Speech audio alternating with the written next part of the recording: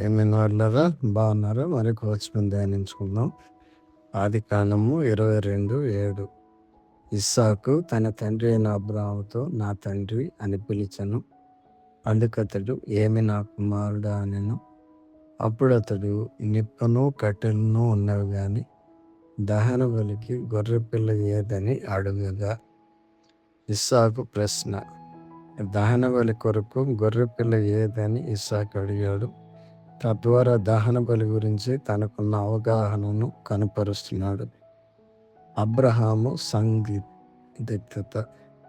అబ్రహాము ఖచ్చితమైన జవాబును తెలియపరచలేదు, కానీ అతను దేవుడు తెలియజేసిన సూచనలు భారంతో పోరాడుతున్నట్లు స్పష్టంగా తెలుస్తుంది.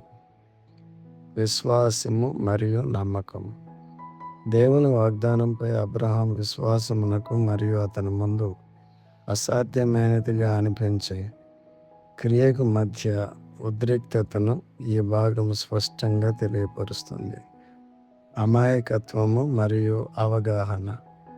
ఇస్సాకు ప్రశ్న అతని అమాయకత్వము మరియు బలి విధానం పట్ల అతనికున్న అవగాహనను తెలియపరుస్తుంది. మన గొర్రెపిల్ల ప్రభువైన యేసుక్రీస్తు. మరునాడు యోహాను యేసు తన ఎద్దుకు రాగా చూచి, ఇదిగో లోకపాపమును మోసుకుని పోవు దేవుని గొర్రెపిల్ల.